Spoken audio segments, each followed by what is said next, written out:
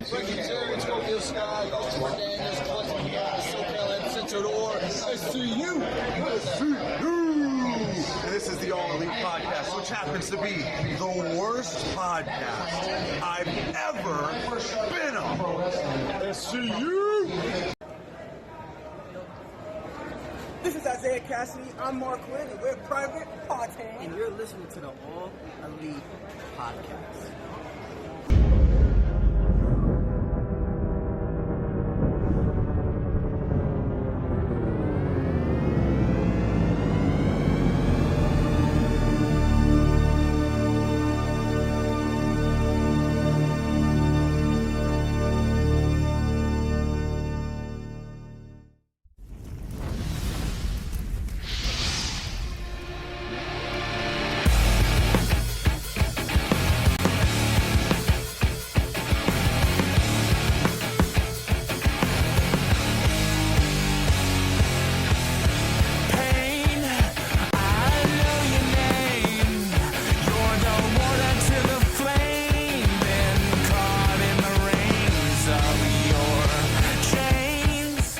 How's it going, guys? Welcome back to the All Elite Podcast right here on the No Holds Barred Network, your source for all wrestling podcast content.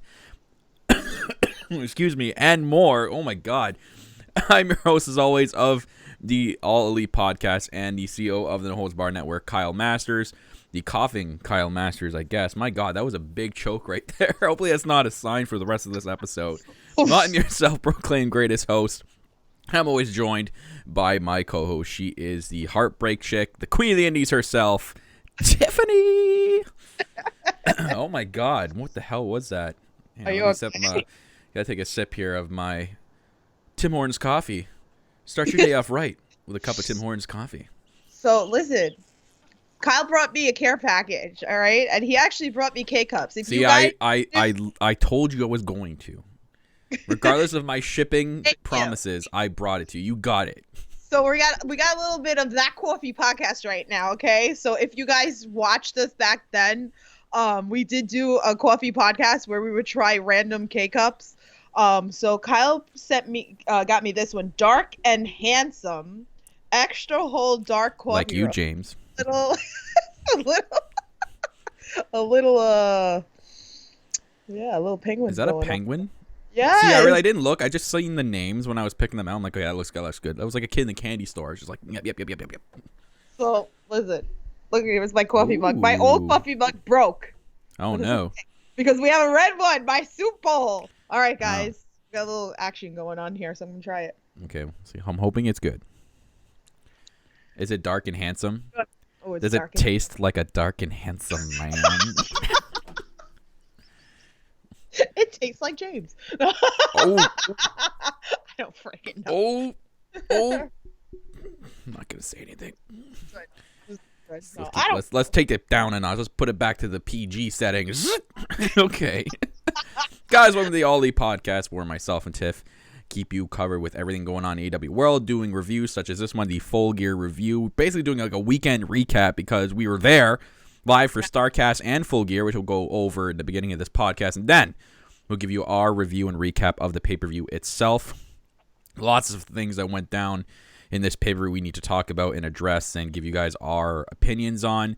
God, it was just an incredible weekend. There was some good stuff and there was some bad stuff, which we'll rant over in this episode. So if you know myself and Tiff and you like our rants, well, you're about to hear some of this episode. So get prepared. Strap yourselves in. Sip that morning coffee if you're watching live, or if you're watching back your cold beer, whatever you drink, whatever fancies you. But if you are watching live, you notice the little thing like my backdrop to my left is looking a little bare. I am currently relocating. I am going to relocate into a different room with maybe some more natural light because this room sucks and it's basically my basement. So we have I made a room right here in my basement where I can podcast, but I need some more natural lighting so you guys can see my beautiful face. So I'm moving into an upstairs room, which I'm currently renovating right now. So that'll be in the future. So look out for that backdrop. Yeah, awesome weekend, which we'll go over in this episode as well. Tiffany, are you like I usually would be after like doing a long wrestling weekend, which I've done in the past. I'm usually like pretty beat for like the rest of the week. I'm actually okay. Like, I was pretty tired the Sunday. Monday I started to wake up and getting back to my normal routine. Like, it didn't take that long for me. Right.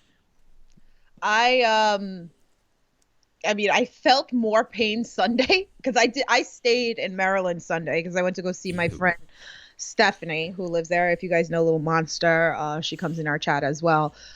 So I did a lot of stuff with her Sunday, and then I headed back. So I was a little laid out Monday. But usually when I do things like this, I am laid out because it is a lot for me with my condition and stuff. So I just stayed home Monday. I really didn't do anything. But I'm back to normal. Yeah. So I'm ready to go. But I think it's also because you and me really didn't do as much as what I did in Chicago. Oh, okay. I did a lot more in Chicago than I did with this weekend. Yeah, there really wasn't much to do, and plus we were in a city where you kind of have to like be careful.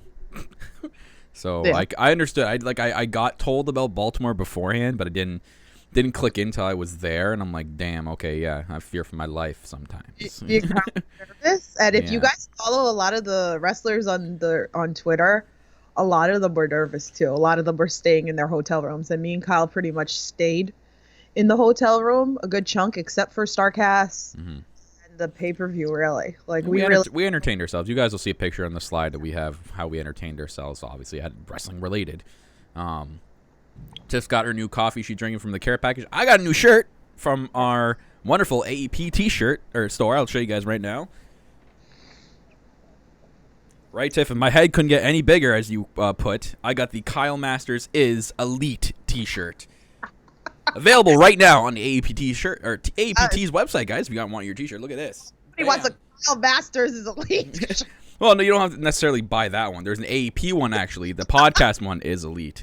Yeah. So it's a playoff Jericho is or AEW is Jericho shirt. So if you guys want yours, it's awesome quality. I'm very comfortable with it. So I already know that this t-shirt website, the actual regular t-shirts are very comfortable. So you will not be disappointed. So, anywho, Rihu.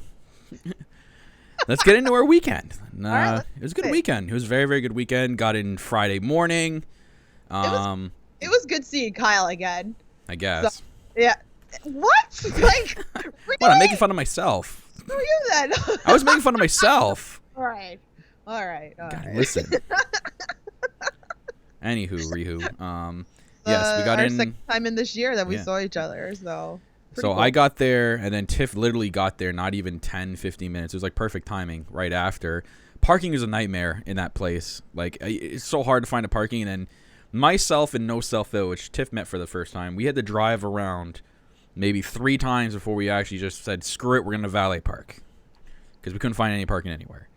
It's a mess. I don't know how you people do it. It's like New York a little bit, driving in the city. It's that big city stuff, right? Like, I'm not a big city person, clearly, because I get so frustrated over it. I'm such a inner city boy, suburbs, stick to my roots kind of guy. I can't. When I go to the big city, I get so flustered. I'm like, what the hell? What's going on here? So anyways, we both valet parked. So we might as well get this out of the way. Crown Plaza Hotel. Y'all suck. You guys suck. I don't even want to, I want to rant. From check-in to check-out, you guys are, the worst.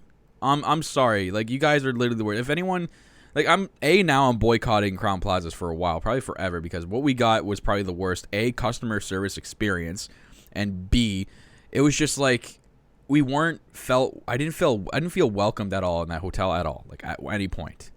And it started all with check-in where, again, they screwed us over. When we first booked that room, we asked for the 2 queens. Was it okay to have a cot in that room? And they said yes. Then they tell us that we call them before we get there, a week before. They say no, and we even asked the front desk, no, it's a fire code. I'm like, the room is huge. We could have fit a cot in there. Yeah, good thing I had called beforehand to put Kyle's name on the room because I asked, and it's good because I told Kyle to bring an air mattress, and which you would worked see out. The air mattress fit, so I'm like, they could fit a cot in here. There's no fire code. They could have fit next to No Cell Phil's bed in that little space there. Cots are a single bed. They're not a double bed cot. Yeah, it was just a horror. The whole experience was a freaking horror. Yeah. And I'm still freaking really pissed off. And I was actually telling Kyle before, because normal hotels, you're not supposed to be charged in check-in. You're supposed to be charged on check-out. And it was supposed to be split 3 ways between me, Kyle, and Phil. And they just charged my credit card Friday. And I'm so pissed because they charged the wrong amount. That was the worst. Added a charge. They charged our cars times. It was only supposed to be 3 times. They charged it 6 times. I was so infuriated. I'm still infuriated. Like, you know it's bad, people, when you have to go over a hotel bill with the front desk and have them change it 3 times to 3 different amounts and show them with a pen where they effed up. She put a charge instead of a credit. And then she went and then zeroed out it, but then didn't put the original credit. So, like, my credit card was a freaking mess. I freaking called them. Like, I don't play. Like, I always say this anytime, like, I podcast, when I've done things like this, I always say, if you think you shouldn't complain, you should complain, because you don't know, you know, even for the next person. But it was funny because some girl came up to me and Kyle while we were trying to figure out the damn bill. And she was like, you better check your bill because they charged us $50 more than they should have. So I told Kyle, I was like, I'll dispute the whole freaking charge on my credit card because I am really fucking pissed off with this stupid. shit. Just to be clear here, she didn't have a trainee tag on her. She knew what she was doing. And to make things matter worse, I don't want to say they're doing this, but just from what our whole experience and what we got from her, I guarantee that this hotel was doing it to these people, and it's so wrong. There was a blind convention at the same hotel we were at. So a big, like, imagine blind people everywhere. It was crazy. They're nuts. There's so many of them. Like, we got bumped into in the elevator like almost every single time. But I guarantee you they're doing it to those people. I guarantee if they're doing it to us and that random lady that came up to us, I guarantee they're doing it to them and they don't know any better. Because a lot of them were old too, and it's like, that's the worst, because people who try to scam people, seniors take the worst of it. Like, they're the number one people who buy into that. So you feel like horrible. It's horrible. You know, and a lot of people, like, a lot of them me and Kyle are talking to, and it's like you feel really bad, and you know, it's like such decent people out there, and then you take advantage. And it's not just the checkout that we've gone through with all that stuff. It was the restaurant itself in the hotel room, because there wasn't really anywhere we can go eat. And we just decided to stay in the hotel restaurant. And the experience that me and Kyle had was a horror. And again, like, and we ate there twice, and they're both horrible experiences. It was funny because the second time that we ate there, I ordered a burger, and I said to Kyle, I said it. I was like, she did. She called it. I was like, they're gonna fuck my burger up. I said they're gonna put cheese on it because I asked for a hamburger. Like the house burger, and normal restaurants, like, would you like, what kind of cheese do you want on your burger? So they didn't even ask me if I wanted cheese. So I said to Kyle, it's gonna have Wouldn't cheese. it be called cheeseburger if it was a with cheese? Well, it said it on the thing. It said house burger, and then it said that you had your option to do cheese on it. But again, like I said, it would normally, like, they would ask you if you putting cheese on the burger, like, what kind of cheese do you want? They didn't ask. So I don't know how he came out with a cheeseburger with bacon on it when it was a house burger. So what, he wasn't supposed to have bacon? Starving, and like Kyle and Phil are eating. Meanwhile, Kyle's French fries are cold. Yeah, mine were like lukewarm. Mac and cheese was full of freaking oil, and then I'm sitting here watching you guys fucking eat. And I'm the one starving because you guys had a big breakfast. I didn't have a big breakfast, so I was pissed. But I actually contained myself because there is a really nasty side to me, and I can go off the freaking wall. And I contained myself because it's not even worth it, because it just isn't worth it to snap the hell out. Mm-hmm. But I mean, the guy wound up covering our bill, but that's not the point. It was horrible. And then the night even before, we ordered wings, and it took an hour. Mm-hmm. That's all we ordered was wings. Yeah. How do you fuck wings up? How do you wait an hour for wings? Yeah, it was really bad. The whole experience with Crown Plaza and the restaurant, and just for a hotel that was literally the main sponsored hotel for the weekend for this. It's not like we just picked a random hotel and said, yeah, it looks good. No, we picked this because Starrcast was promoting it and AEW was promoting it. So that's the only reason why we picked it. So that's pretty bad that all that happened for AEW sponsored hotel. And I could tell it wasn't even just with us. We saw some wrestlers too It was the Starrcast. Yeah, we saw some other wrestlers too that look like they're having a hard time as well, and it's bad. Excuse me. It was just really unprofessional, and you know what? From now on, I'm just sticking to Airbnb. I usually do Airbnb. This is the first time I did a hotel in a long time. Never again. Now I know why. Now there's a reason why I don't stick to hotels because of shit like that. And Airbnb is so straightforward. There's no ever extra charges. It's like they show you what you get charged. That's it. You pay. Done. That's over with. I don't know. I didn't have this problem in Chicago, and I did the same thing. I went through the Starrcast promotion, and I didn't have a problem at all. It really was where we were at. It's a comfort thing with me. I don't like. I hate hotels. Obviously, and when we heard about from our buddy RJ after what some people found in their room, that was disgusting. Fucking cockroaches. Nasty. If I had seen that in our room, I would have flipped my lid. I would have asked for them to cover the room. Darren's in the chat, who we met. Yeah. So amazing. He said, I waited 45 minutes for 4 wings and was charged $15. Wow. Wasn't it like 10 something, but we got it during the happy hour. Yeah, so Darren, These Wolves, got to meet him finally. That was cool. Lovely meeting you guys, you and your wife. So that was awesome. So Darren, I apologize though. We didn't do something that I wanted to do. Is I got a picture with you, and we didn't. So a next AEW event we're going to, we're definitely getting a picture. That's the first thing that's going to be on our to-do list. I felt so bad after we didn't get a picture because I have a slideshow for today, and I didn't put. And I'm like, oh my god, we don't have a picture with Darren. I'm like, shit.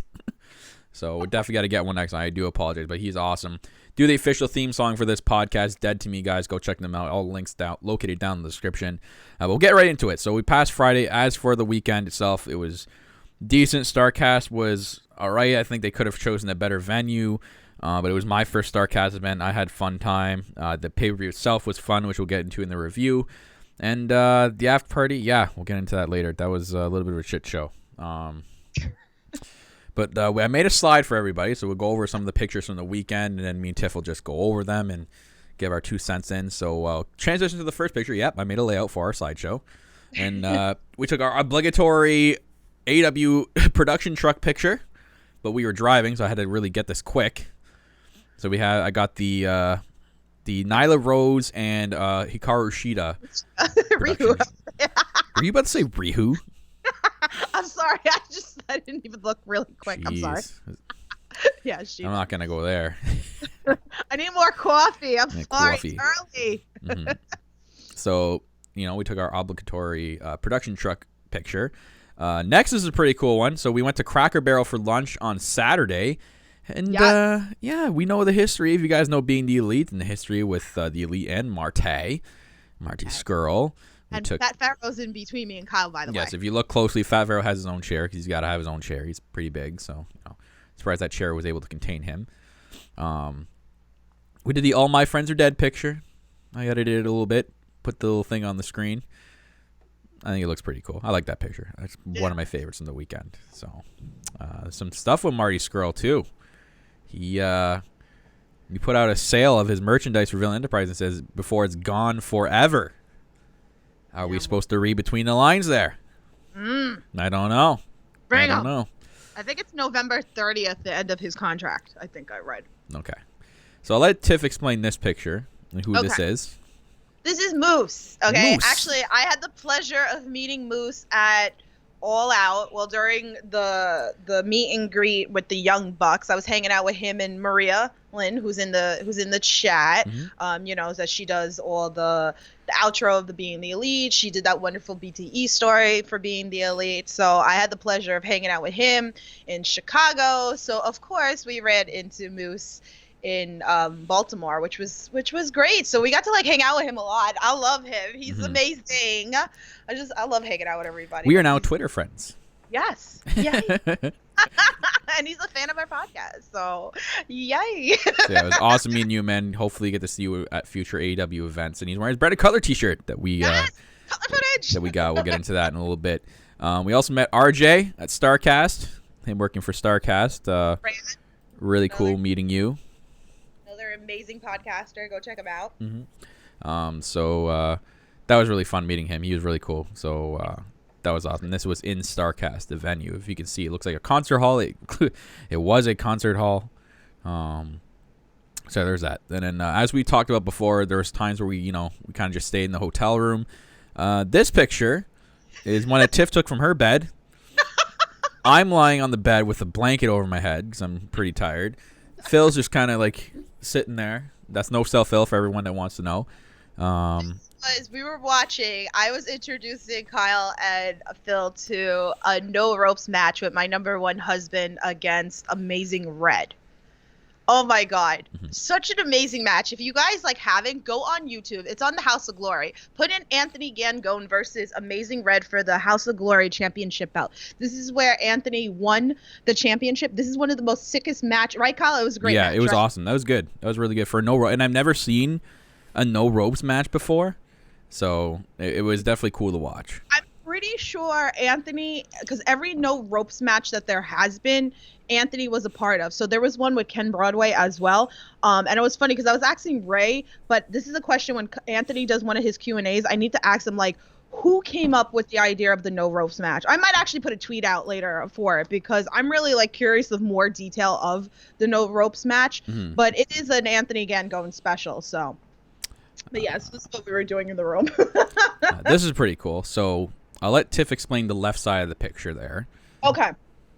Actually, because I have here and I don't know. So when me and Kyle, to the left, you see we have Orange Cassidy, okay, the little doll. And when we were walking around in Starrcast, I found this vendor, okay? Her Twitter handle is @FlightyButtLass, okay? She makes these amazing doll. I went, right, Kyle? I went ballistic because I was what a cool concept. I had to buy because I was this needs to go on the shrine or whatever like that. Actually, Kyle, bring it, put it. Yeah, we'll put it back here because I got mine too. Look at these freaking guys. So I have Orange Cassidy and I have Trent from Best Friends. I legit went off the wall, and then I messaged my friend Brad, who he loves things like this as well, and I sent him the picture. I'm look at this. I was he's I follow her on Twitter, and then I actually picked up a couple for him of New Japan. You need to go check her out and go support her and go buy some of these things. It's not just her dolls. So Tiffany, she had other stuff too. Yeah, so Tiffany got those two, and I got the Cleaner, Kenny Omega, my favorite AEW superstar. This is so cool, guys. What she did with the hair, and then you can see in the how detailed she goes with the trunks, doing exactly the way he does his trunks. Even on the back too, you can see there's the Omega symbol there. It's awesome. These things are so cool. I definitely had to buy one too. So shout outs to her. We'll put her Twitter handle down in the description after this video is done. So I bought Orange Cassidy, and then I bought the two from my friend. I'm just gonna talk like this for the rest of the show. So and then I tagged her in it because I was I love these dolls. And then I was I told Kyle, I was I gotta go back and buy Trent. I was I don't have anything on my Shrine of Trent. I was I need to go back. So I wrote her, I was please hold Trent for me. I was I'm coming back after we met Cody and Brandy. So I went back and she held them for me, but how freaking awesome. But I love these things. And then of course the dipping dots, had to. We had, I had to get some dipping dots. I mean, I always love dipping dots, but we had to get some at Full Gear. But so awesome. Great stuff. So for Full Gear, before we went to Full Gear, we had to decide to go home and change. So we changed to some new T-shirts, and you see myself and Tiff there, the T-shirts we wore to Full Gear. I chose the Brandon Cutler Footage T-shirt. And my boys, Private Party. Are you sad that they didn't win again? Yeah, I'm very sad. I'm very upset. I can tell. And speaking of Cutler Footage, finally got to meet him, all three of us at the same time, with the sign that I made for him. He was awesome. But he was so humble. Before we go into this picture or whatever like that, when we were waiting online to get into Starrcast, we saw the Young Bucks, Hangman Page, and Cutler walking in, going into the same entrance as us, and everybody's screaming for the Young Bucks, and then me and Kyle are Cutler Footage, and then he double take me. Yeah, he did the double take. It was great. And then when we got inside and then we went to go find him, he saw us right away. He's hey guys, like, oh my God. So I'm telling you, this was the highlight of my weekend. I don't know how you feel, Kyle. But No, it was good. It was. That was definitely number one. Highlight. Yeah. This was something that me and Kyle wanted to do so bad. This is the whole reason why we went to Starrcast. Mm-hmm. So he signed the sign there, which I'm gonna put in the new backdrop once I move into the new room.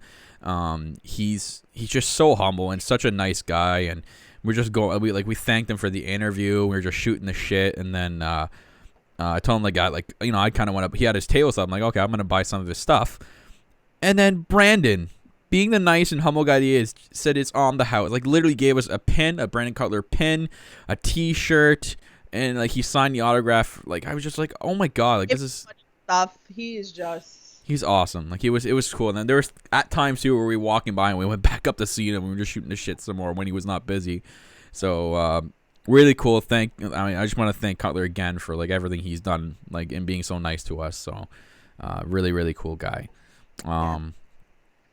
Then I have a picture here from the after party that was, not so great. But you and we saw Moose again.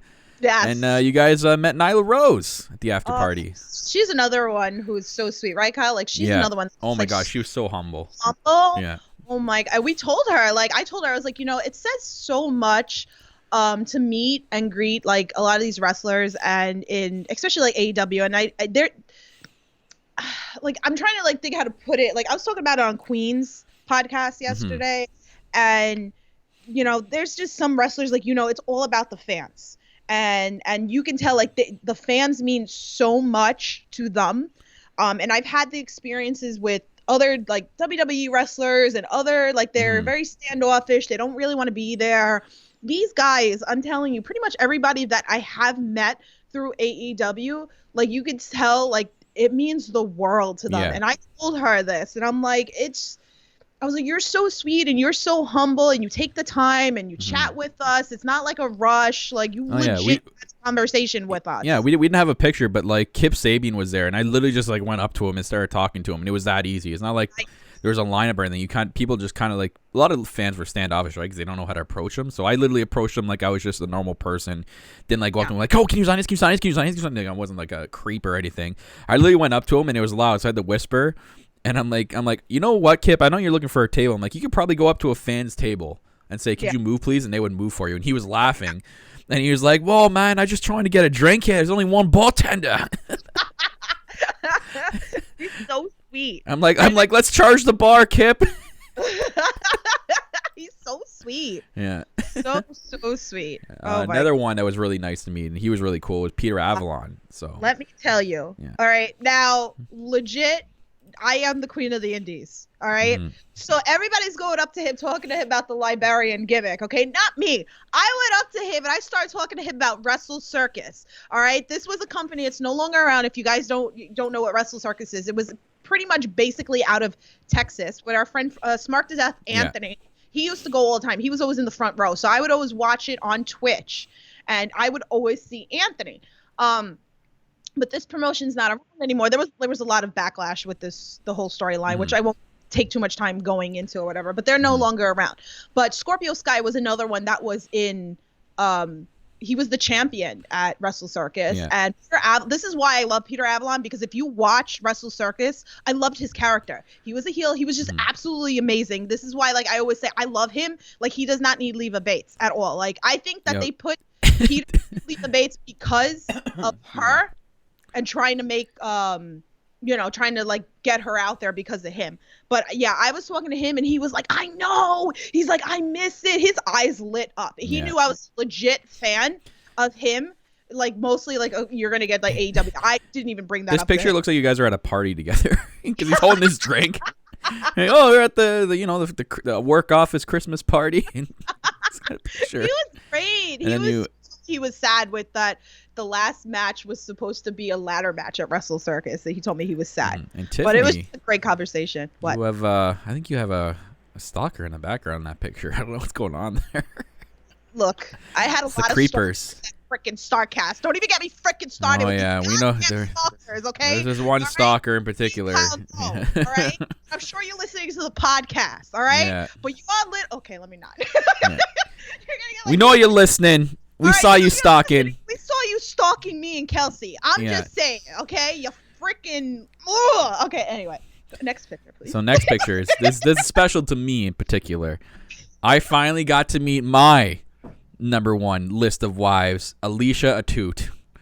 And man, is she ever nice. And I knew, because, she's fellow Canadian, like myself, and we're always nice. And she was so nice. She was humble, and we were just chatting a little bit, and she's just, heart dropped in real life there. Hey, I mean, I'm pretty sure the first time you met Anthony Gangone, I couldn't even talk to him, okay? Yeah. I couldn't. So you have it up on me because I couldn't even talk to Anthony Gangone, and we interviewed him, but No, the difference here is he knew he was on the list of husbands. She didn't know she was on the list. I should have threw you under the bus. I was waiting for it to be real. Like, in the back of my head, I was like, is she gonna say it? Damn it! I should have thrown him under the bus. But no, she was so sweet, and she was there with Wrestle Travel, which are a really cool group, guys. So go check them out and see what they're all about. So she was really nice. I got an autographed picture from her as well. It's going to go up on the wall. So really cool to meet Alicia Atoot, and hopefully to meet her again in the future. This picture is also really cool to me, and is really cool to this podcast because I can't believe they actually got to do it and were actually willing to do it. So I paid for Cody and Brandy to meet them because I really wanted to meet them, and it's crazy. I was talking to Tiffany, and I was like, Tiff, like, I don't know what to say to them. Like, I know what to say to the people I picked already, but I don't know what to say to Cody and Brandy. So, like, I just went up to them and literally said, thank them for what they've done for the business, and like, I thanked them, like, what you guys are doing for each of your divisions in AEW and bringing it to our world and changing the universe, and they're so humble about it and said thank you. And then I brought with me a certain someone to the table, and I'll transition it for you guys now. I brought Fat Pharaoh with me to the autograph table, and they both looked at it, and I'm like, hey, I have to explain this. So I told them, I'm like, I do a podcast with my friend over there, and I pointed at Tiff, and I'm like, we have an official mascot for the podcast, and his name is Fat Pharaoh, and they both, their eyes went wide, like, what? And I'm like, hang on, I got to explain the fat. I'm like, A, it's a PH, it's not FAT, and I'm like, this is a play off of, your dog, Pharaoh. And I'm like, we found this in New York on Times Square. We walked by and we're like, we definitely got to have it. And then Cody's like, yeah, Pharaoh's actually kind of looking a little fat these days. He's kind of looking like this. And then Brandon goes, man, if we ever got a toy like this for Pharaoh while we left for a wrestling weekend, it'd be all over the house when we got back. So I'm like, for the picture, I'm like, could you guys hold it while I get in the background? They're like, yeah, sure. And they were so nice about it. And look at this picture. You have Cody like holding it so pleasantly in his hand, and Brandy doing her little witch thing with it. And she's wearing her veil, actually, so she was kind of like half in character. It was pretty cool. And which actually was really cool too, is as we were leaving, Cody actually, like, I turned around. Cody's like, yeah, good luck with your podcast. I'm like, oh, that's really nice of him to say. Like, he really didn't need to say it at that point. Like, after that, we could have just moved on. But he made the effort to say, well, have good luck with your podcast. So yeah, because even Brendan Cutler said the same thing to us as well. And this is what I'm saying, how they are so humble, and to take the time out to talk to you, and like, they legit are just great people. Yeah. So Fat Pharaoh got to meet Cody and Brandy. Yes.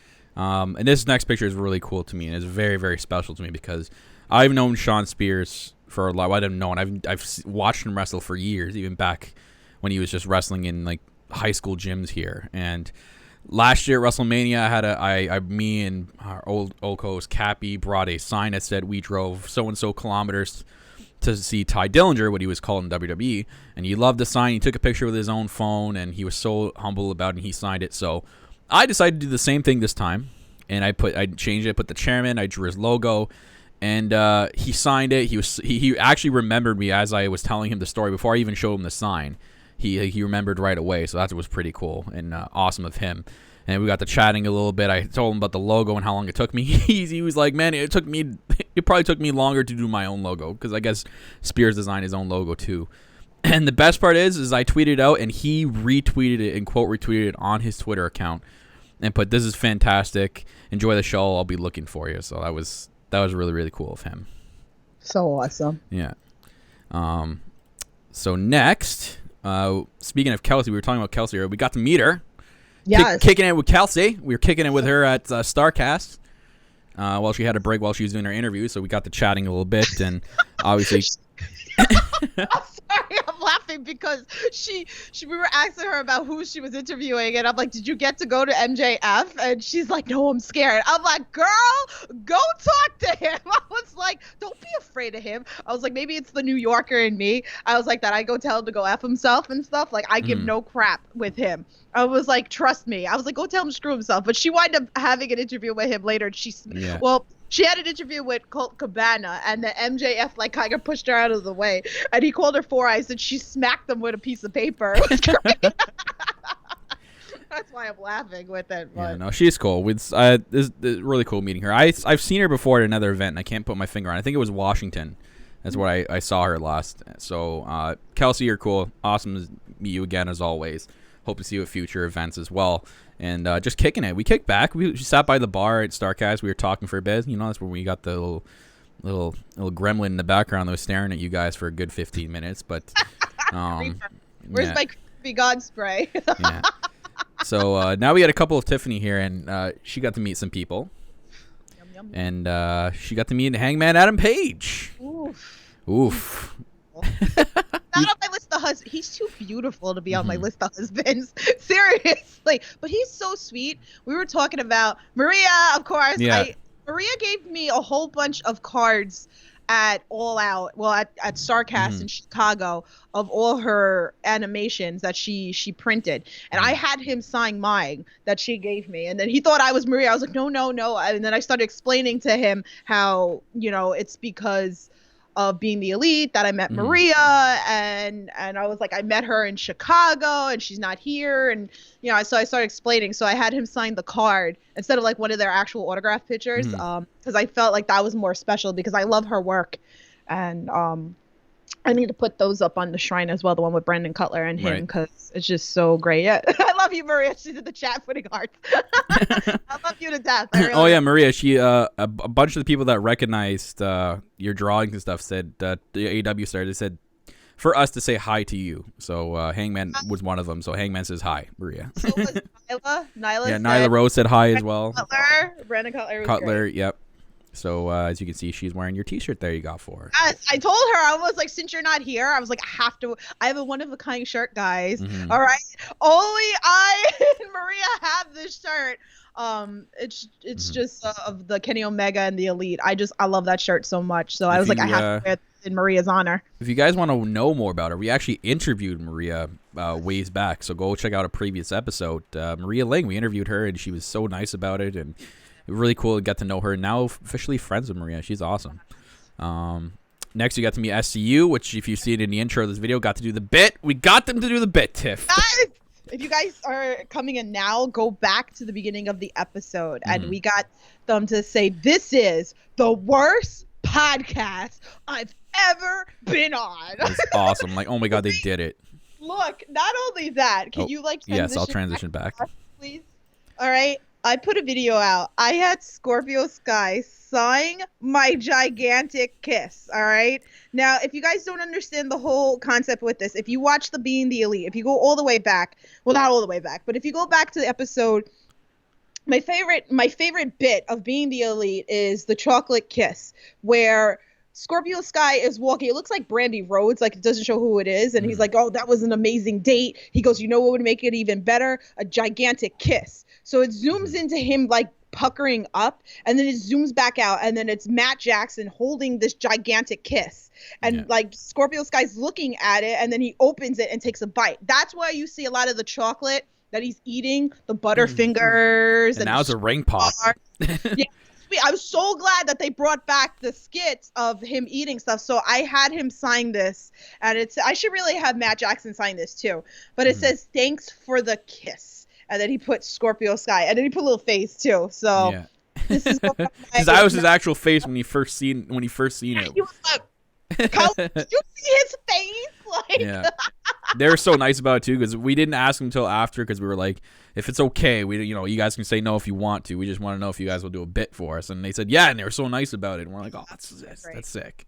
So because we were literally the third people to have met them. There's only two people in front of us. Like right when they opened Starrcast, we got in there. We went straight for SCU, and we were like the third person to meet them. So it was really cool for them to do that. The last slide I have here is Tiffany meeting, and it was at also the after party.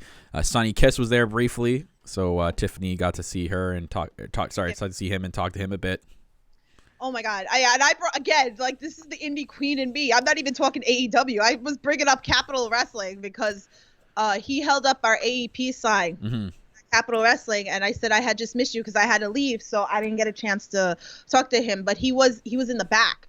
So he wasn't wrestling on Capital Wrestling, so I didn't get a chance to. So I was talking to him, and oh my God, he's so sweet. I was like, oh, he was like, he gave me. I was like, he's like, you are so sweet. I'm like, you are so sweet, and like he kissed me on the cheek. I was like, oh, so great. So like that after party was guys. After party was interesting. It kind of sucked because the one thing I was upset about the after party, I'm like, there's a lot of people that paid good money to be there and stuff, and they had like wrestlers appear for a short bit and then they're kind of all gone. It was kind of awkward. It sucked because I was wondering where everyone was. We were told that Jericho was having his birthday bash at another bar, which was not told to anyone, and that's where everyone was, because we saw a picture later on Twitter where everyone was. I'm like, oh, like really?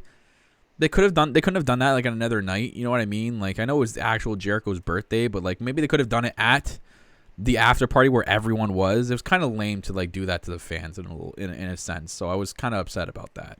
It's different at Chicago compared to this one because if you bought the VIP package, they had a section with the Starrcast in the background, and then they would go behind the background, and then you would go wait online, and then you would take pictures with them. These guys, they were just walking around, so you just like ran up to them, and like I feel bad like doing that. But some of them, like, they were like, again, like they were really cool. Like Peter Avalon was just so freaking awesome. But there was a lot of people that were advertised for this that didn't show up. No. And then they split early. I think like they made an appearance and then split. Yeah. So that kind of was a little crappy for us. But I mean, I was happy with the sense that we got to talk to Kip, we got to talk to Nyla Rose, we got to talk to Sonny, like, and Peter Avalon. So it made my night. So we didn't stay too long. But I heard that it would kind of, there wasn't a lot of people, but then a lot of people left early too. Like you saw, like a lot of people were just gone pretty much. So anywho, let's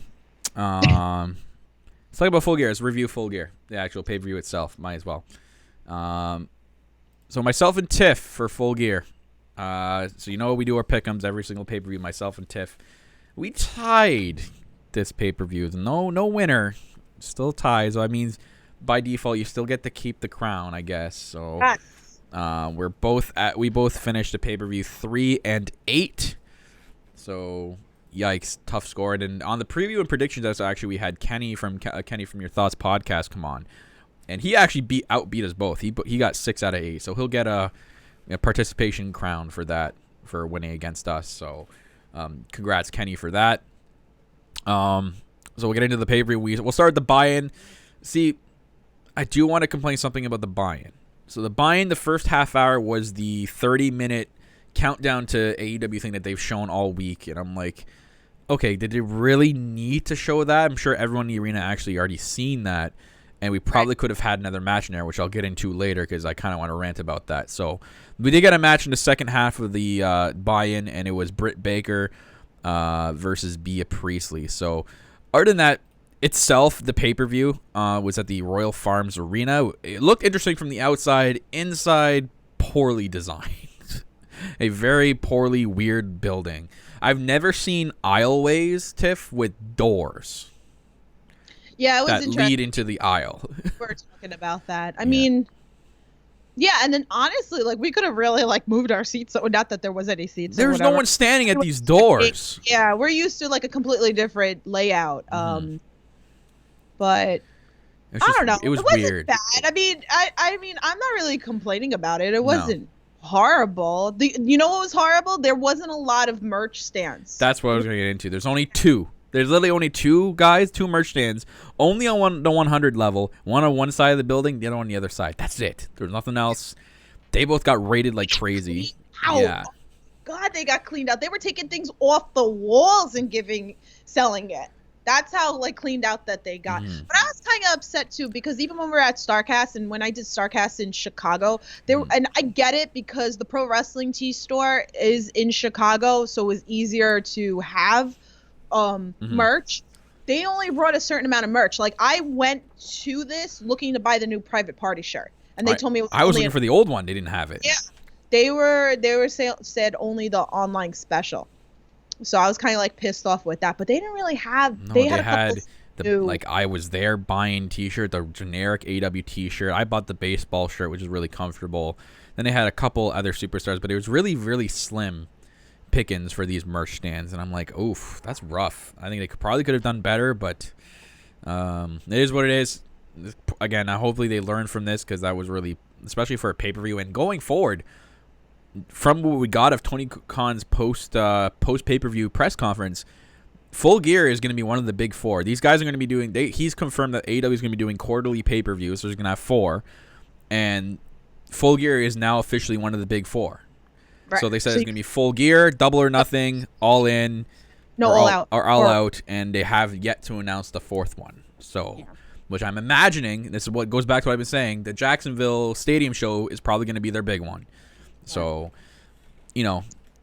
hopefully they live and learn from this, and we'll get, better merch stands, I guess. But we had Bea Priestley and Britt Baker in the first pre-show. Britt Baker going to this match with a 2-1 singles record, 4-2 overall. It's a pretty decent record for Britt Baker. Bea Priestley, the singles record of 0-0, because this is her first singles match in AEW. She's been in tag matches for her last 3, and her overall record is 1-2, so not the cleanest record going into this one. What more of her though? Yeah, we'll get once she's here full time, because she's like the Lucha Brothers are here, but they're not here full. Yeah, because she's still in Stardom. Yeah, so I loved Britt Baker's intense promo before the match. Very, very loved that. But I'm upset we didn't get to see Bees. Yeah, I don't understand. Well, because it was after, but they could have squeezed that in. Yeah. Before this match. Yeah. So it could have been the match a little bit more interesting than it already was. But the crowd was very into it. For a buy-in match, they're very good into it. Baker got a really good ovation. Even when she charged the ring, and they got they were very, very intense. Very physical matchup. You could tell both of them had a lot of beef with each other. Like, they took that beef and put it into this match, which makes for great storytelling. Some very close near falls too, but Britt Baker was able to win clean. Which is very interesting. I thought there was going to be some sort of fuck finish or something. Right. Because I was wondering about the whole finish, because she won clean. I'm like, okay, that's weird. They're just keeping it in winning clean. Britt Baker left, but B stayed in the ring, and then we got something. So they couldn't just end the buy-in like that. They had to get you pumped for the pay-per-view. We got the first hand account and the first debut entrance for Brandy and Awesome Kong, and man, this was a sick entrance. This was sweet. So we got the new gimmick from Brandy and on the Awesome Kong thing. I love their entrance. That was cool. That was absolutely beautiful. They come in the ring and they lay out B, and then they go even deeper into the character. They cut off a piece of her hair with a switchblade. Awesome Kong was twirling the switchblade. I'm like, damn. Yeah. But these two this is perfect, man, with these two. It brings a lot of more interesting things to the women's division. You got more of a character-driven role rather than just a basic, I'm a women's wrestler and I'm trying to get a good record. You know what I mean? You have a story behind it. I feel like I still would have liked B to won this match, because I felt like we could have had a continuation with it. I mean, I know we have to move forward, and I think maybe this is a concern for me that they're rushing the feuds a little bit and going into new feuds, where I felt like this could have continued this feud, but I guess it's been going on. It might. This could have just been something to add into it, and then we don't see Brandy and Awesome for a while, and then these two keep fighting. I saw an interesting fan theory on Twitter saying that what if they cut off a piece of Bree's hair? Is she gonna go do some witchcraft on it? And B becomes a servant of Brandy Rose. She gets mind controlled. Okay. Yeah. Okay. Brandy's like a voodoo queen. Yeah. Absolutely. I'm like, oh man, that would be sick. I love when they bring stuff like this. I know it's corny. A lot of people who don't really understand wrestling are going to be like, what? What is this? It's not real. And you kind of have to, go in with an open mind. You kind of expand your mind a little bit too. You have to enjoy it for what it is. It's wrestling it's like a sport, but it's sports entertainment. You got to get the entertainment factor in there. So I love that whole thing. And the good crowd, match. yeah, good match. Good match though. Yeah, it was a very good match. These two, are really good. And there's a lot of people that have been criticizing Britt Baker lately too, saying that she's not that good and stuff. I'm like, I don't know what are you even watching Britt Baker matches? Like, I really don't know. I don't know why people are criticizing her. She's good. She's not the best, but she's good. I don't know. I'm kind of split about it. I mean, they're building like her to be in the spot, I feel like, and I don't know how like I don't think there is a spot, because then they had Riho and Emi Sakura, and then it felt like there's no spot right now. It's weird. The division doesn't have like a top person that they can build around. It's all over the place. I think they're still waiting. Maybe they're waiting for a certain Tessa Blanchard. So, but she's not till next year anyway. No. I don't really see her. But they better like. I feel like they're gonna give her the belt in January. Give her the bank. That's a whole other podcast. But when she becomes a free agent, man, give her the bank. Yeah, I don't know about that, but anyway, let's go on. But I want to, when you bring this up, I just want to bring something up first. So we opened the pay-per-view, and I was thinking about before the show went on the air. I'm like, hey, what's going to start? And I'm like, they probably could start with Young Bucks and Santana and Ortiz. Be a really cool opening, and that's what they did. They opened with Proud and Powerful. I correct everybody. Everybody keeps saying it's tough though. It's like it's an honest mistake though, because it's so close. It's not like we're saying like, you know, Poetry and Powerful. We're saying like Pride and Proud are very, very close. I know. All right, let me say something before we go into this match, because I feel like it's very important, and I know a lot of people probably don't know this. All right, so unfortunately, and this kind of happened before me and Kyle were at Full Gear, there was a tweet that had gone out. There was things, it was really weird, that people that I know personally, that they were like, say it's not so, and I was like, what the heck is going on? I was like, somebody must have died.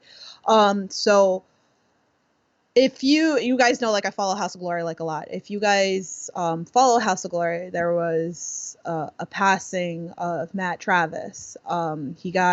He was bike riding in New York in the Bronx, and he got hit by a dump truck, and the dump truck just kept going. Yes. So Santana and Ortiz and Private Party, like, I give them a lot of credit finding this out, because I didn't know the guy personally, but I've seen the guy so many times within House of Glory, ICW. I've seen him around, and he was 25 years old, and he was just an amazing talent. And like, I mean, you could ask Kyle, like, I felt it. I was like, this is so sad. Like, so I can only imagine. And these guys put on the performance of their life, you know, even finding out this news. So, I mean, if you guys are in the New York area, House of Glory is going to have a show Saturday in Queens. If you guys want more information, just hit me up or whatever like that. But they're going to do dedication. That show is dedicated to him. But like prayers and love to like the family and like loved ones out there for him. It's so sad, because he was so talented. And it's a very unfortunate situation. I can only what's going through the minds of like Private Party and Proud and Powerful, and even the Young Bucks, so who all were very close to House of Glory and knew him. So it's really tough to learn of a fellow friend in the business and a wrestler in the business, to find out right before the show. So it's it's on your mind the whole time while you're doing this, right? So it was really, really tough, and congrats on these teams that were able to go out there and not let their emotions take over. So that takes a lot of strength, that's for sure. Because even Leroy Green was wrestling at Evolve, and like I saw his tape, and he put Matt Travis on, and everybody was like dedicating their matches to him that were wrestling that day. So, but even outside of AEW and other wrestlers, I saw even Kevin Owens put a tweet out that he didn't know him personally or whatever like that, but to feel like everything that's gone on for this guy. But the wrestling community is very, very, tight. So as for the match itself, exciting opening contest. We're opening pay-per-view hot here with Young Bucks and Proud and Powerful. Proud and Powerful going in with a 2-0 record, and Young Bucks with a 6-3 record. It's what AEW is best known for. Some tag team action here. We're opening up with a tag team match, as it should. Awesome choice for the opening match. Rock and Roll Express were at ringside in support of the Bucks. We know their history with this feud so far. I love the Proud and Powerful promo during AEW Countdown. I really, really loved that. That was really, really cool. And it got you like, not only get you hyped, but it gave you like more of like an outlook and how cool and sweet like Proud and Powerful are with that the delivery of the promo was so good. as for the match, like, boy, did it ever deliver. Like, this was probably my match of the night, hands down. Like, this was so good. This match was actually another example of how AEW for sure has the best tag team division in the world today. Like, their tag teams are just so good with each other. Like, you could just name the list off, and I don't think any other division out there has that many good teams in their own division. So both these teams meshed well. We know they have a history with each other. Very good storytelling throughout the match. Very good storytelling. There's a couple of spots here that I want to pull up. So Proud and Powerful taunting the Rock and Roll Express at ringside. We know that played a factor later on, but they were taunting him at ringside. Nick Jackson was the big spot in this match when he kicked the ring post, and that kind of hurt him, so he was kind of selling that for the rest of the match in that ankle, which is really good. Ortiz, his sell job on the super kick, which became a gif, and it was the most talked about thing in this match. It was a really good sell job. A lot of people thought it was an oversell. I loved it. I thought it was hilarious. Lots of false finishes later, and with a bad ankle, Nick Jackson from Nick Jackson from that earlier kick to the ring post actually would cost the Young Bucks this match, and Pride and Powerful actually picked up the victory here, which is shocking. I didn't think the Young Bucks were going to take another L. Like, I thought for sure to get back on that W train.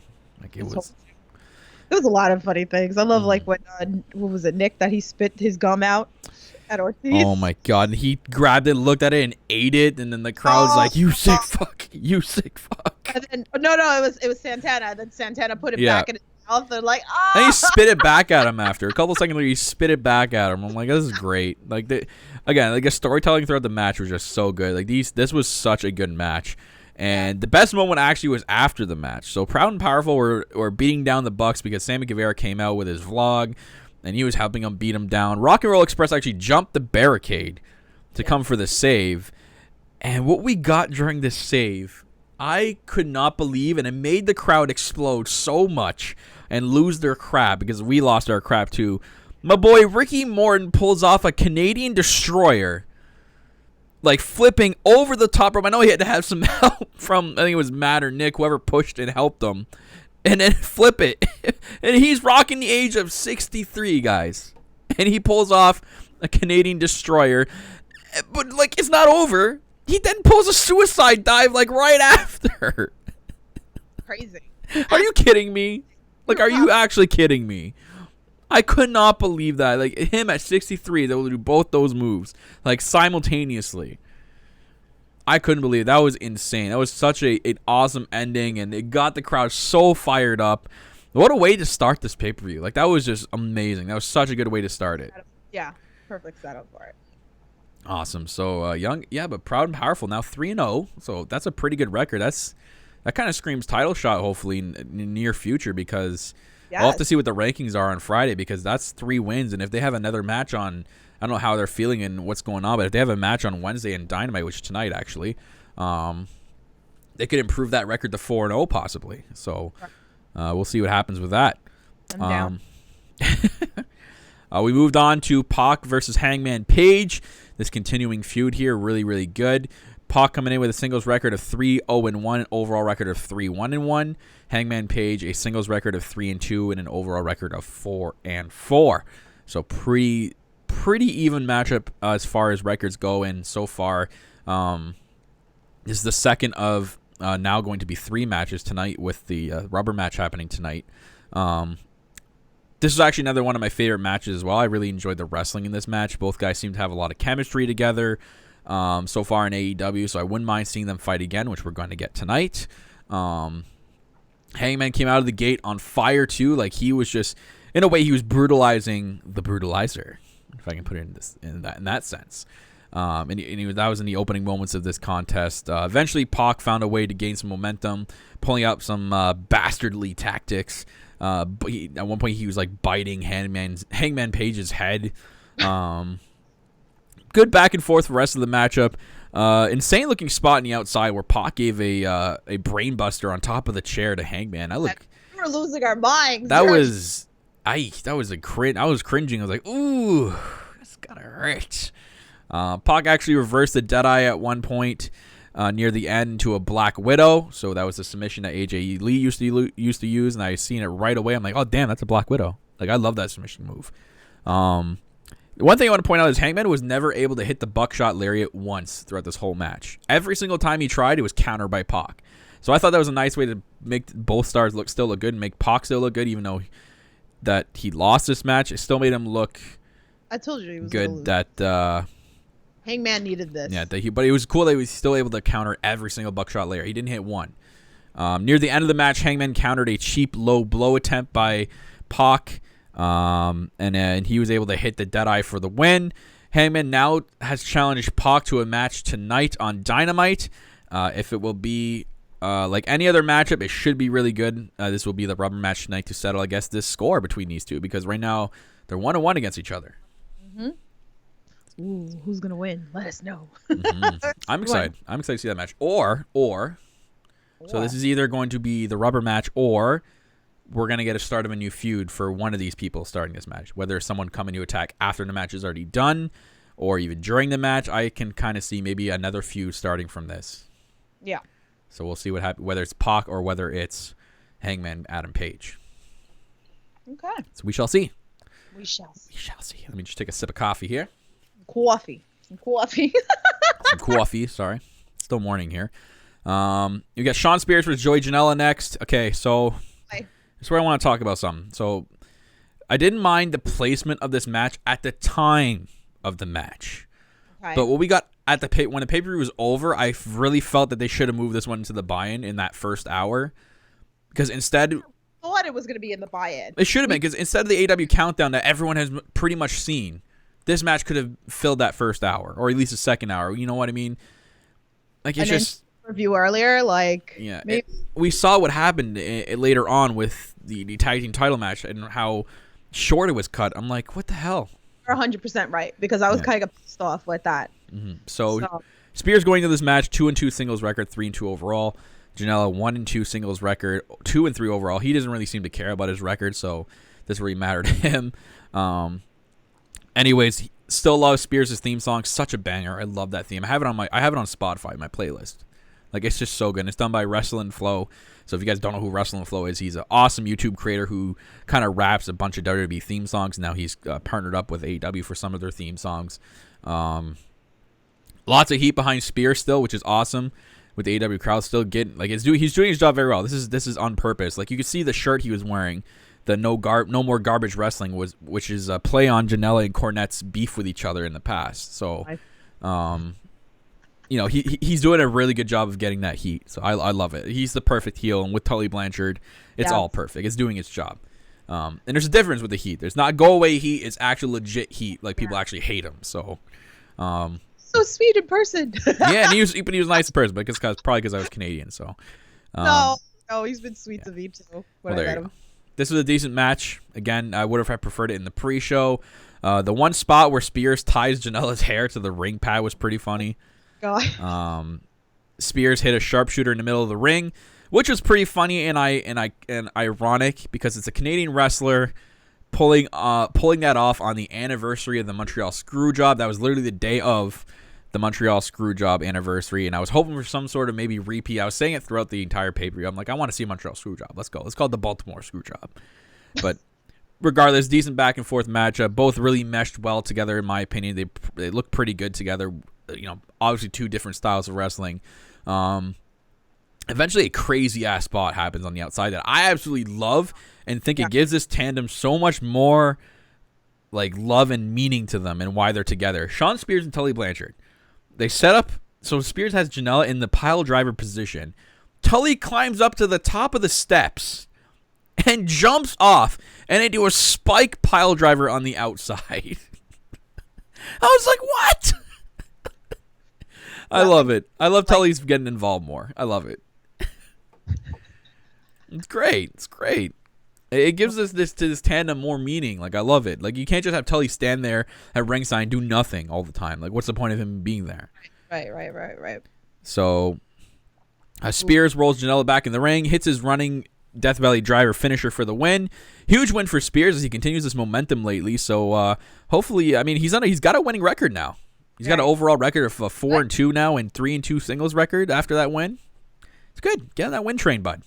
Yes, let's get him into a title spot eventually. Hopefully. I'm hoping the mid-card title gets announced. No, it's not, because Nick Jackson did a Q&A yesterday, and somebody tweeted at him and asked him if there's going to be a mid-card soon, and he said no.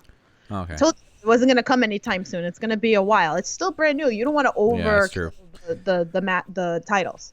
So you have 3 titles right now. I think like later, maybe the end of next year or maybe the year after. It's too soon. It's way too soon. Next, we had the title match, the tag team title match, Private Party, Lucha Bros, SCU. Forgot the interview by Golden Boy with Kip Sabian. Oh, I forgot to write that down. Yeah. So they're but finally partnering him up with Penelope Ford, which is sweet. No, I don't like it. Well, the reason why I don't like it is because Why, I'm not they're like a real life couple.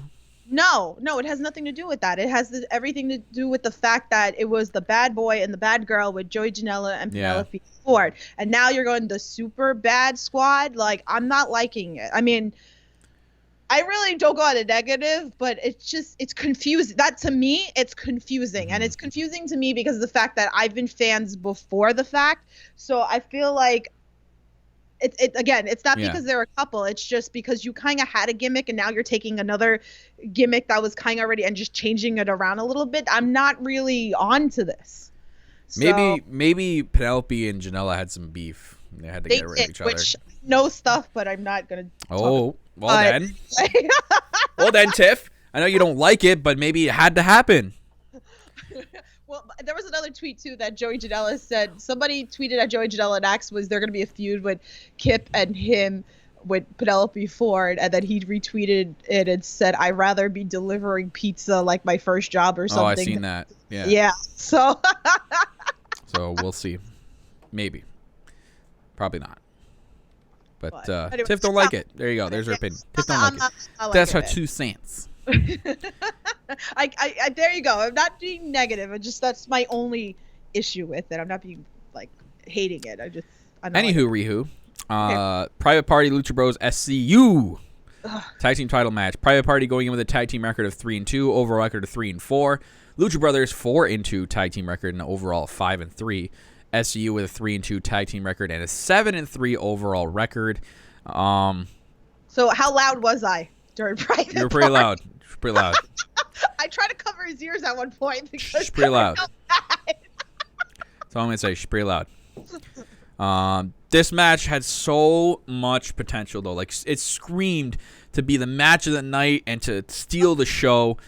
And this is where I said the match before would have caused this match to deflate, and it did. This is where I think AEW deserves some criticism. They can't be perfect all the time, folks, because they can't. And because that's 2 straight tag team title matches they've had now where they had to end it awkwardly because of time constraints. Yeah. And especially your tag titles that are looked at up to, not by a lot of people, but I think by the company itself as a top title because they're all about tag team wrestling. You can't do this. You can't have your first 2 tag team title matches end awkwardly and because of time constraints. That's wrong. That is terrible. They should have been given an hour. Not saying to take the full hour. But Here, I'm going to put it in perspective because I wrote this at the end of this match review. So to put this more into perspective for you guys.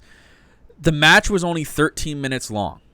This SCU, Lucha Brothers, Private Party. Only 13 minutes. The Spears and Janela match before was 11 minutes and 45 seconds. You're telling me you couldn't put that in the pre-show? You're right. You're 100% And if you right. add that time to the 23 minutes, that's almost 25 minutes that this team could have had to put on an instant classic and a tag team title match that we could have had and deserved to have. This should have been match of the night. That's my opinion of it. I feel, and I had said this previously, this was going to steal like the show. I felt like this was going to be how long it was a longer, what was it, 25 minutes that the Young Bucks and Proud and Powerful got. I feel like we got more out of that match than we did with this match, and this is a 3-way match. Yeah, I feel like it should have been the teams that are in it. Like the teams that are in it, especially the Lucha Bros, were considered one of the best tag teams out there. They barely did anything in this match. It was rushed. It could have been so much better. Like, I love Private Party. And again, like, I've seen them so many times, and there's a reason why I'm a big fan. And not because I know them here personally, but because of the fact that they're really amazing. And then SCU's amazing. And look, you have like 3 of your best team. I mean, the whole tag team division is amazing. I can't really complain too much about the tag team division itself. It's just like 3 of your great teams. And you're telling me 11 minutes and 45 seconds couldn't have been moved into the buy-in at all. Yeah. Like, that was not necessary. That time could have been used for this match to make it almost 25 minutes, and then we could have had an incredible tag team title match. But now that's 2. Your first tag team title match and now your rematch had the worst endings and awkward endings with time constraints. That's horrible. That is not, it's inexcusable. Please fix this, AEW. I do not want to complain about your tag team title matches. That's horrible to think.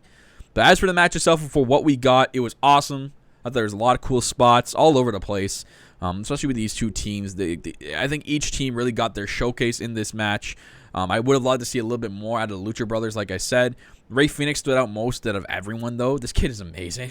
He's so good. And he's so fun to watch in the ring, like Ray Phoenix. Him bouncing around, and the way he innovates himself with his dives are really, really cool. It's you don't really see it nowadays, the way he does it. Private Party also looked very good tonight. Our boys, got to show them some love. They really showed that they could hang with the big teams as well. So that's a very, very good blessing and a very good look for Private Party. So after a flurry of really good looking tag team moves, it left SCU and Private Party in the ring. The Lucha Brothers spent a lot of time near this ending on the outside, knocked out. But the weird thing is, Pentagon was like walking around, so he wasn't like completely like knocked out, which was kind of this is what made it awkward. I'm like, he could have went in the ring and stopped this, because SCU hit their finisher and like an awkward moment, like it was really out of nowhere, and the pin for the win, and they retained. I'm like I'm looking and going, okay, like Pentagon's just walking around. How come he didn't turn and rush in the ring and try to break the pin? It was just really, again, another awkward, rushed ending, and I'm like, right, what? Yeah. I mean, what we got after the match was kind of cool too. So after the match, Lucha Brothers attacked SCU. The lights went out. We came back. There was an identical Pentagon staring straight at Pentagon Jr., and I'm like, okay, this is kind of weird. I'm like, in my head, again, everyone was saying it was Christopher Daniels. I'm like, what if it's not? What if it's someone new? He attacks Pentagon with the Angel's wings, though. He removes his mask. It's Christopher Daniels. He's got the Fallen Angel paint on his face, too. Everyone started chanting Fallen Angel. That was awesome. I will give him that. But again, I have to be negative Nancy here. The time constraint thing has got to be done. Like, it needs some work. You can't be doing this to your tag team title matches. Decent match for what it's worth. Tonight on Dynamite, SCU is actually defending those titles against Inner Circle members Chris Jericho and Sammy G, as they look to become Le Double Champions. Or Chris Jericho looks like to become the Double Champion. So we'll see how that goes. I don't know what to make of that. A lot of people giving him shit, but Sammy G and Chris Jericho actually have a pretty good record with each other. Right. So, it makes sense to them to get a tag team title match. I don't see them walking away with the titles. Yeah. That would probably be, I don't know how. I think the Twitter world would explode if that happened. But yeah, so we'll move on.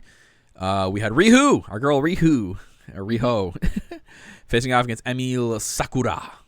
Riho with a 4-0 singles record and a 6-2 overall record. She's got a really good record in AEW.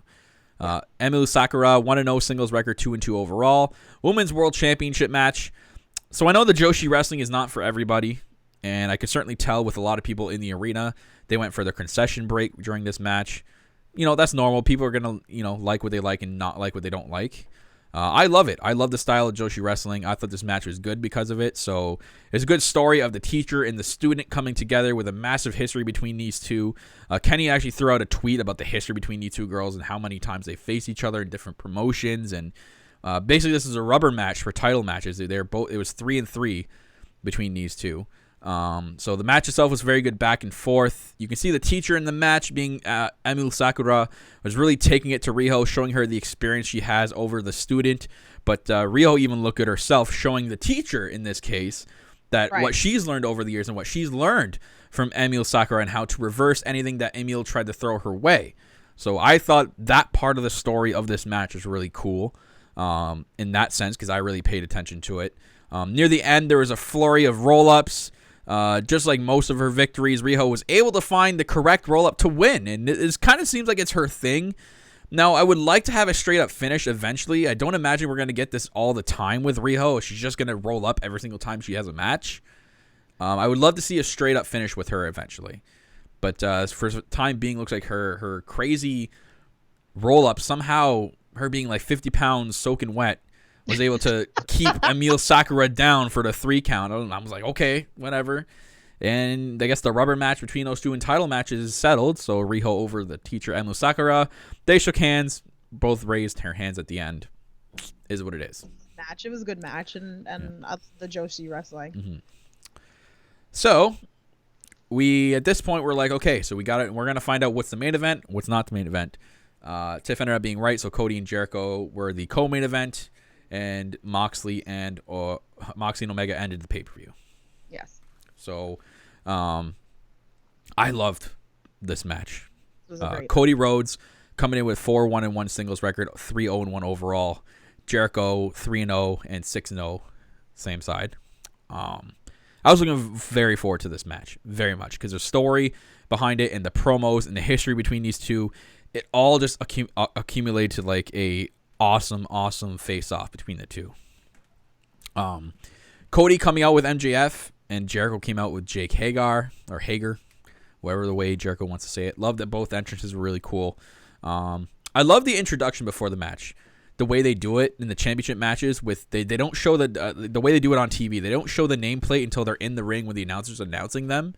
It kind of gives you that UFC sports feel to it. And they put the nameplates with the records. Very sports feelish. I love that. Jericho was also wearing a belt like Cody. Like he decided to wear his own was a weightlifting belt.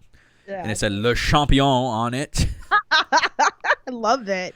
And like all cursive writing, which is really cool.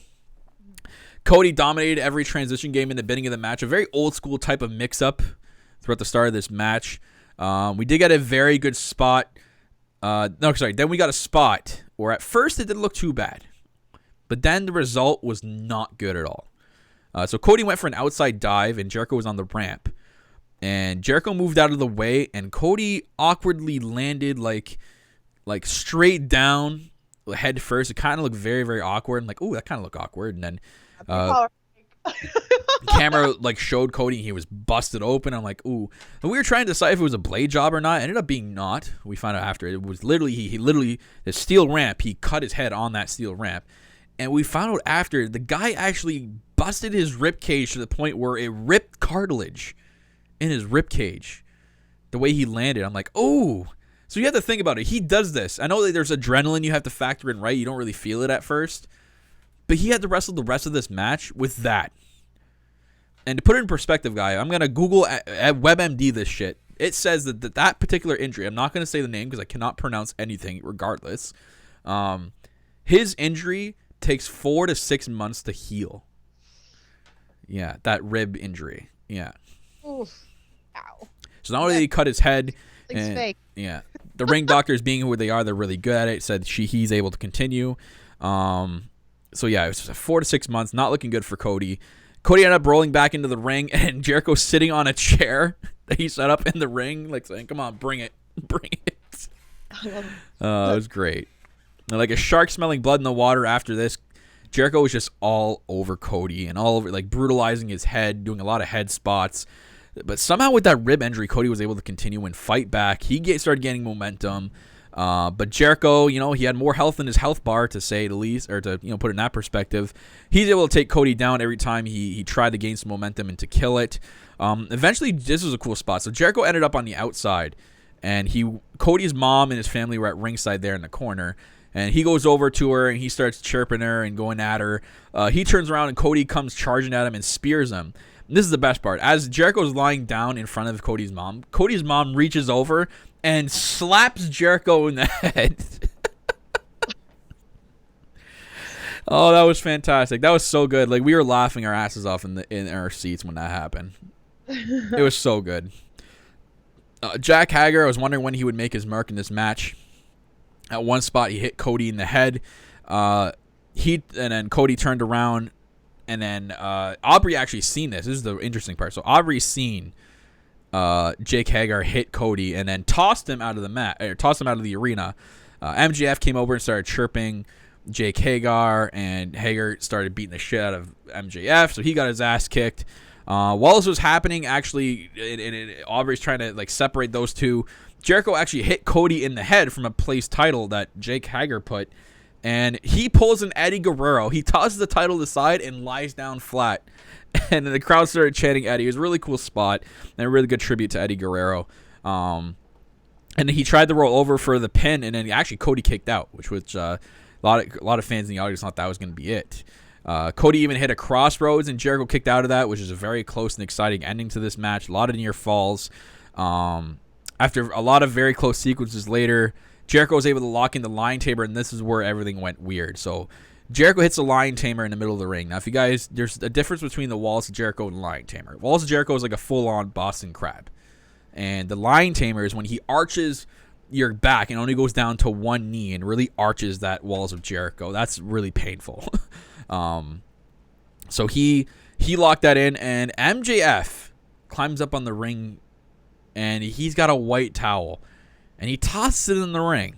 Like, yeah. So there's a lot of things that they took play here. So it's like they took, I think this was done, okay, and I know people could tell me I'm wrong and it's not the same, but I know Cody's taking ideas from NXT. I know, remember the whole white towel thing with Trent Seven and Tyler Bate? The towel goes back to the Bret Hart and Owen Hart feud. The mother, when they were facing each other and she threw in the towel and Bret lost. So that was all the way back in the 90s. So this goes all the way back. And I was wondering how they're going to end this match. I'm like, okay, so he throws the towel in the ring, but then we know now that it counted. Referee Aubrey was forced to end the match, and this is actually costing Cody the match and causing him a future title match. I know they're probably going to get around it somehow later on in the future, but as for now, they confirmed that Cody cannot go for the AEW World Championship ever again. So I didn't see that part coming. I was wondering how they were going to end it. Nick Jackson also put a tweet out also because one of the Q&As. Yeah.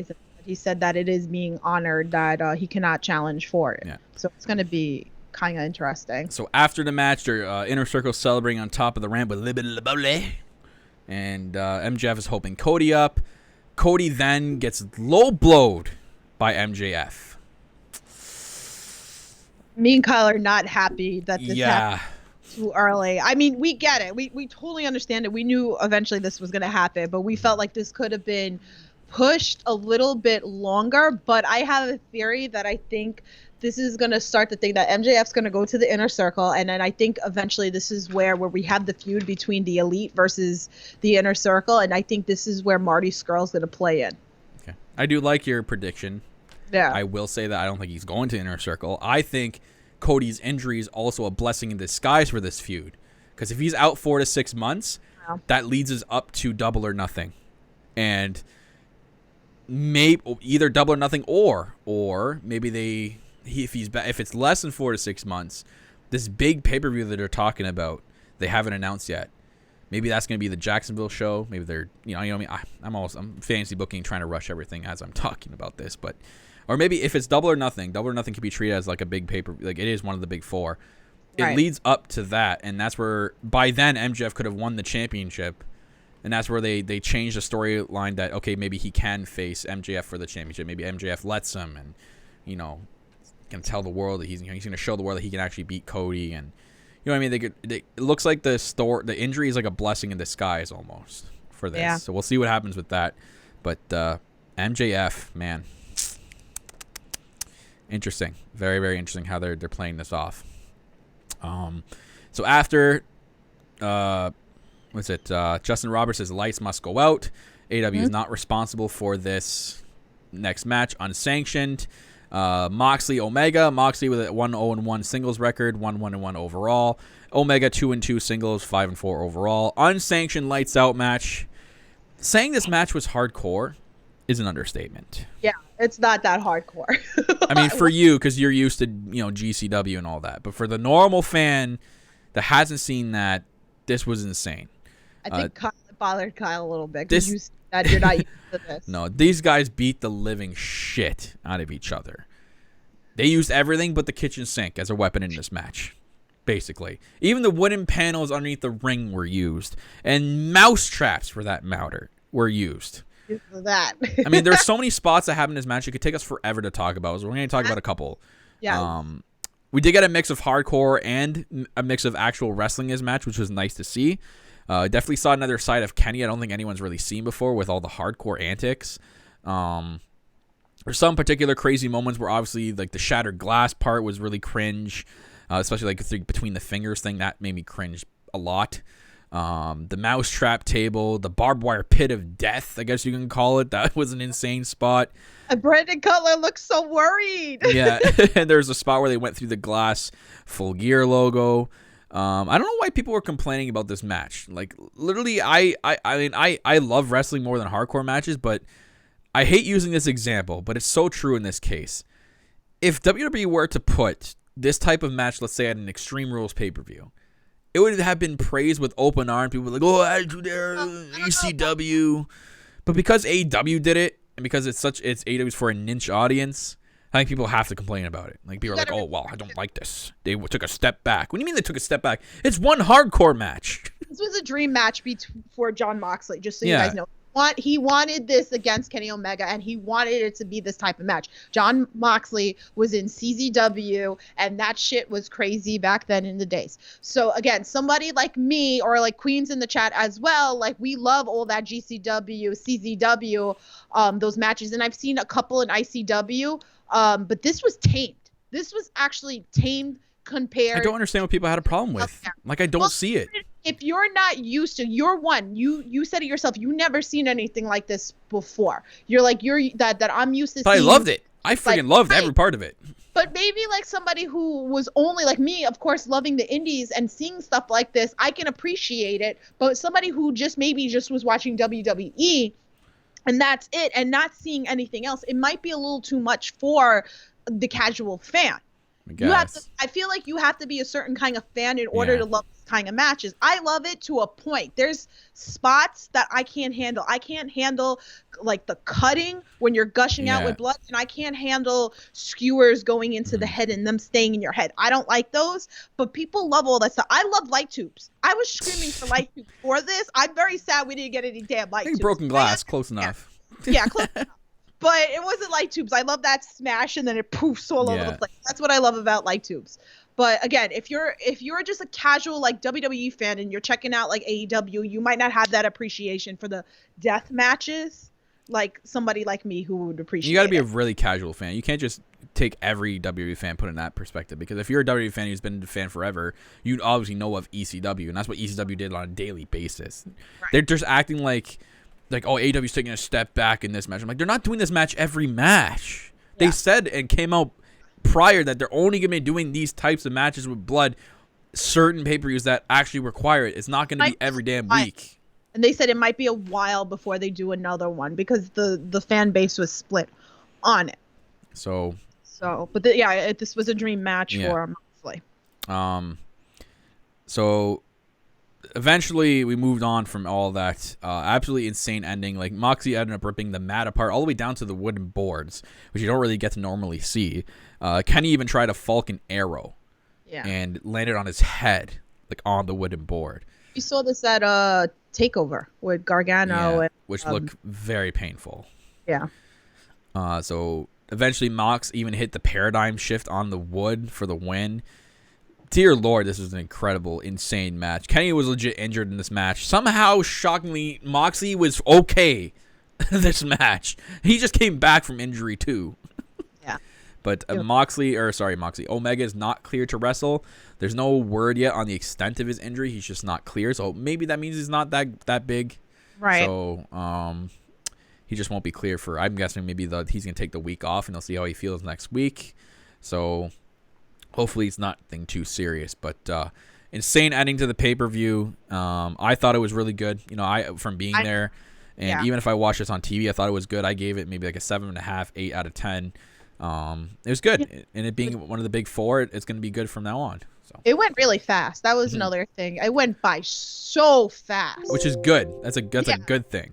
It was very entertaining. Yeah, it wasn't like, I felt like I wanted more, but of course, overkill, but I think it was an amazing pay-per-view, honestly. And I mean, All Out was great. All the pay-per-views, I've enjoyed all the pay-per-views, but yeah, this one was really, really good.